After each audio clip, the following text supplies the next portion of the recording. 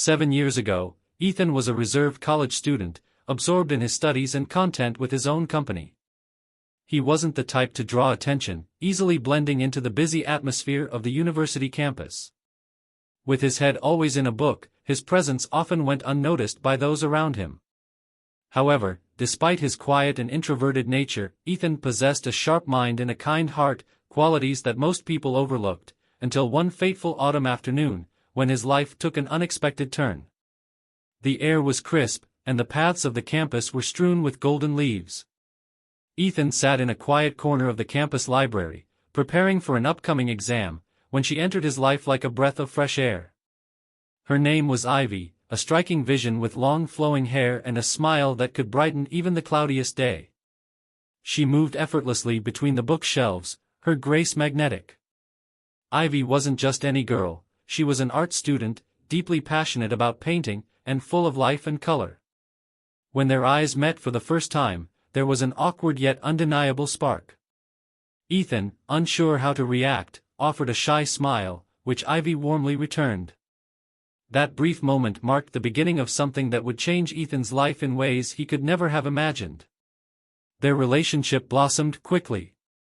What started as hesitant conversations in the library soon turned into late-night study sessions, coffee dates, and long walks around campus. Ivy brought out a side of Ethan he hadn't known existed. She wasn't just beautiful, she was witty, adventurous, and had a contagious zest for life. Ethan found himself falling deeply for her, and to his surprise, Ivy seemed to feel the same. They became inseparable, supporting each other through the challenges of exams and student life. After graduation, their love only grew stronger. They chose to solidify their bond with a spring wedding, where Ivy, in her white dress, looked like a dream, and Ethan, never one for grand gestures, felt overwhelmed with gratitude that someone as extraordinary as Ivy had chosen him. Together, they built a life in a small house, filling it with laughter, shared dreams, and memories of their love. It seemed like the perfect fairy tale. But, as is often the case with fairy tales, this one didn't last forever. Things began to unravel at Jessica's birthday party, Ivy's best friend. That night, Ivy was in particularly high spirits, her laughter more radiant, and her eyes sparkling in a way that unsettled Ethan. He couldn't quite place why, but a gnawing sense of discomfort settled in as the night wore on. Soon, his worst fears started to materialize. A stranger handed him a note, a cryptic message warning him that Ivy was in danger, but not in the way Ethan had expected. The note claimed that a man named David was attempting to seduce her. Alarmed, Ethan scanned the room and quickly spotted Ivy and David dancing together, far too close for his comfort. Their movements were perfectly in sync, and Ivy's smile wasn't that of someone simply enjoying a harmless dance. Ethan's blood boiled as he watched them whispering to each other. Ivy's carefree laughter, once a source of happiness for him, now felt like a dagger to his heart. He tried to rationalize, perhaps it was just the alcohol, or maybe he was overthinking the situation, but then Ivy made her way toward the back exit of the venue, her steps hurried and her expression distant. Suspicion gnawed at Ethan as he followed her outside, his heart pounding in his chest. When he finally caught up with her, the look in her eyes made his stomach drop. She wasn't surprised to see him, startled, yes, but there was something else there, guilt. "Where are you going?" Ethan asked, his voice tense. Ivy hesitated for a moment before sighing.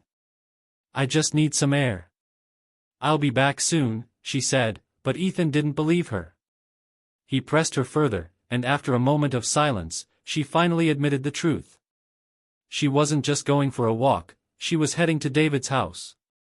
The confession hit Ethan like a punch to the gut, but what truly shattered him was the casual way in which Ivy said it.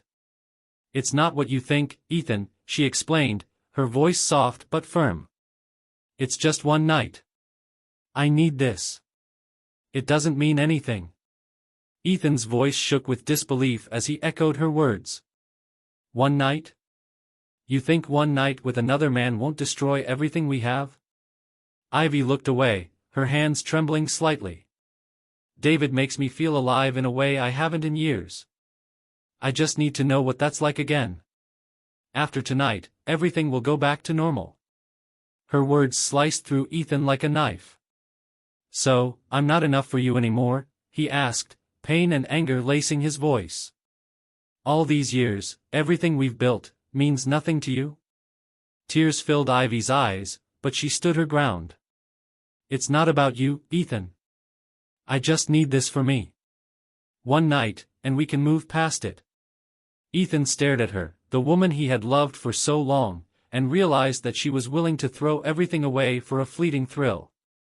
"If you leave with him tonight, we're done," he said coldly.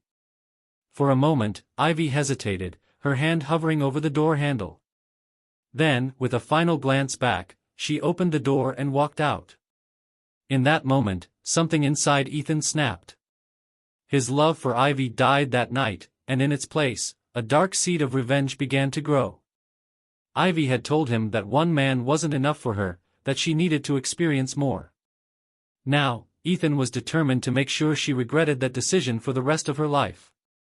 Ivy returned the next morning, remorse etched across her face.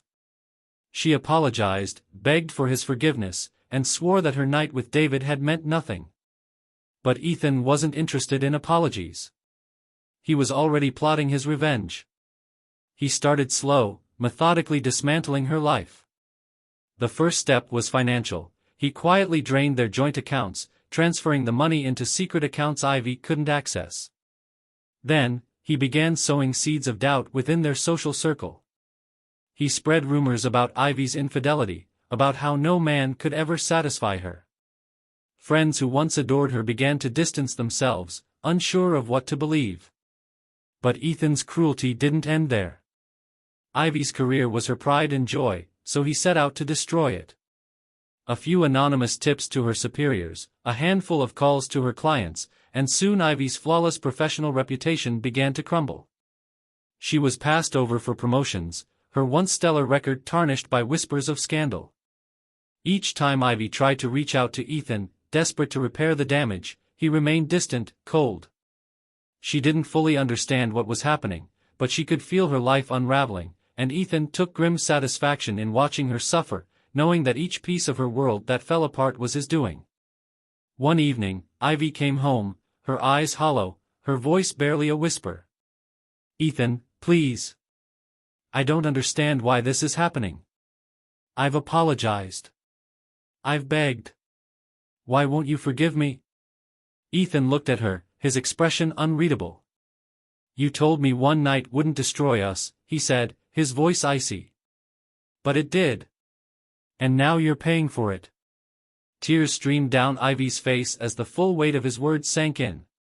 She collapsed onto the floor, sobbing, but Ethan felt nothing. His heart had turned to ice, and her tears no longer moved him. As the days passed, Ivy's life continued to disintegrate. Her career was in shambles, her friends had abandoned her, and even her family looked at her with disappointment. She was trapped in a nightmare of her own making, and Ethan reveled in her misery. But as his revenge unfolded, a question began to creep into Ethan's mind: would it ever be enough? Would watching Ivy's slow, painful destruction fill the void she had left in him? Or had his thirst for vengeance transformed him into something far darker, something he could never escape? It slipped away, vanishing like a wisp of smoke just when he thought he could grasp it. No matter how much punishment Ethan inflicted on her, the emptiness inside him refused to fade. Each time Ivy broke down, her life falling apart before her, Ethan watched with a cold detachment. But deep inside, a gnawing sense of emptiness continued to consume him.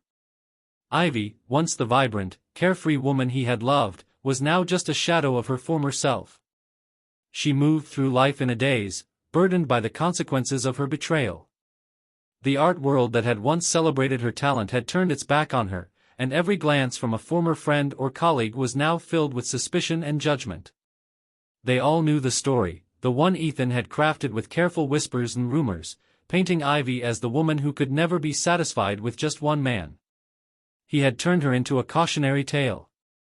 In the beginning, Ivy fought back, trying desperately to salvage what little was left of her life. She applied for jobs at smaller galleries, attempted to reconnect with those who had once admired her work, but the doors that once opened so easily for her were now firmly shut. Everywhere she went, it was the same: polite rejections, cold shoulders, and pitying looks. She was tainted, marked by her affair with David, and Ethan made sure that mark was permanent. The final blow came when even Ivy's family began to distance themselves. Her mother, once her strongest supporter, stopped calling, and her father, a proud man who had always boasted of his daughter's success, now refused to acknowledge her. The shame was too great for them to bear. In their eyes, Ivy hadn't just betrayed her marriage, she had betrayed them, too. Ethan's revenge was almost complete. He had stripped Ivy of everything that mattered, her career, her friends, her family. And yet, as he stood amidst the wreckage of her life, he found no satisfaction. The emptiness inside him had only grown larger, devouring everything in its path. It was as if he had been feeding a beast within him, but no amount of pain or suffering could satiate it. One night, as Ivy sat at the kitchen table, her eyes hollow and her hands trembling, she looked at Ethan, her once vibrant spirit now reduced to ashes. "I don't know how much more I can take," she whispered, her voice broken. Ethan said nothing. He just stared at her, cold and unmoved. Ivy had destroyed their marriage with a single night of betrayal, and he had made sure she paid for it. But as he watched her suffer, something unexpected stirred within him, a flicker of doubt. Yes, Ivy had been selfish, her betrayal had shattered the life they had built together, but had his revenge truly made him whole again? He had believed it would, had thought that ruining her life would somehow mend the damage she had done to his heart. But now, looking at the broken woman before him, he realized that all his vengeance had done was hollow him out further. A part of him wanted to stop, to let Ivy go.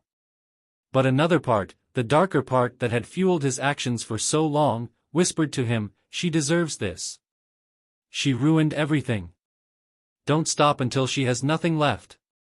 The battle within Ethan raged on, but he continued on the path of destruction, unable to turn back.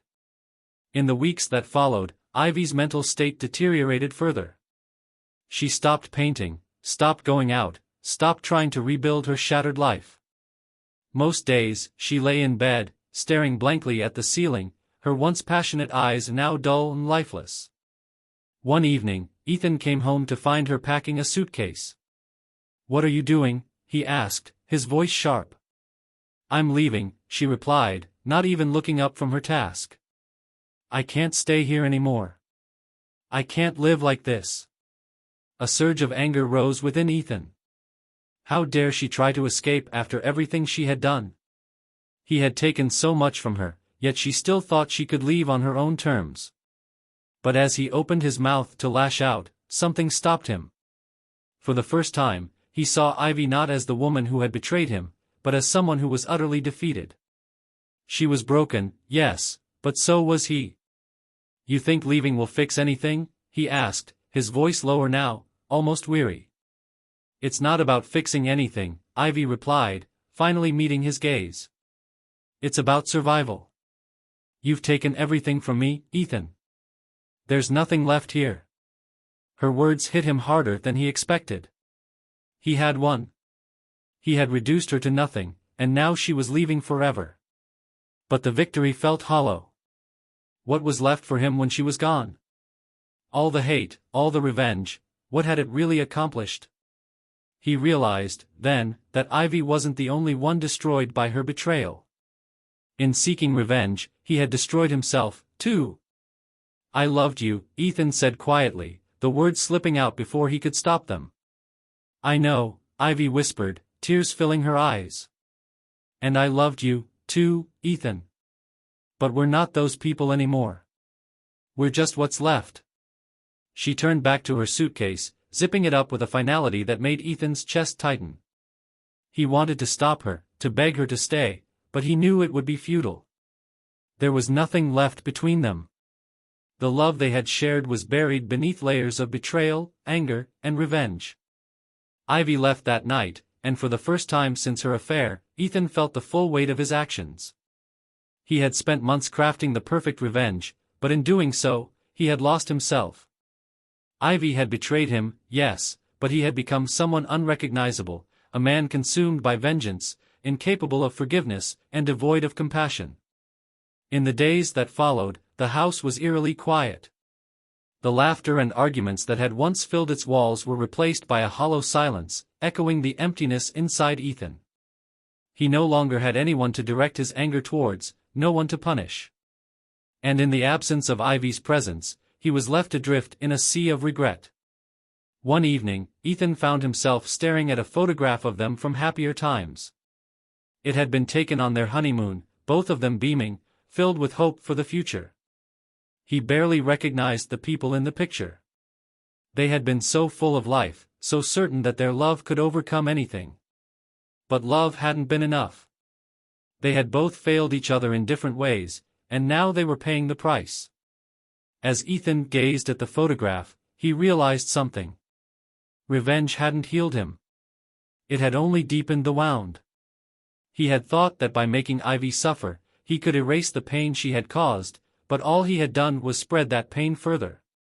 One day, while clearing out the remnants of Ivy's belongings, Ethan stumbled upon one of her unfinished paintings.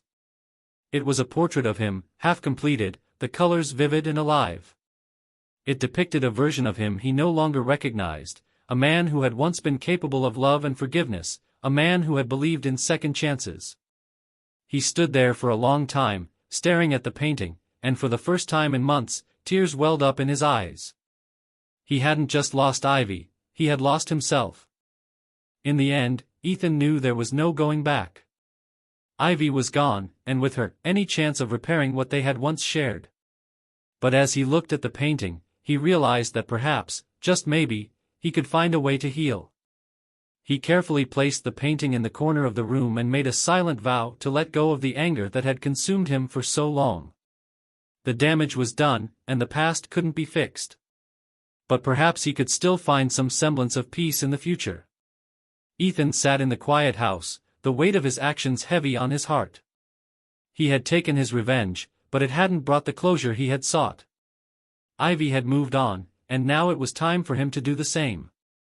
Though the path to redemption was one he would have to walk alone, he hoped that wherever Ivy was, she too had found some form of peace. Their story had been one of love, betrayal, and revenge, but in the end, it was also a story of loss, and of two people who had been forever changed by their choices.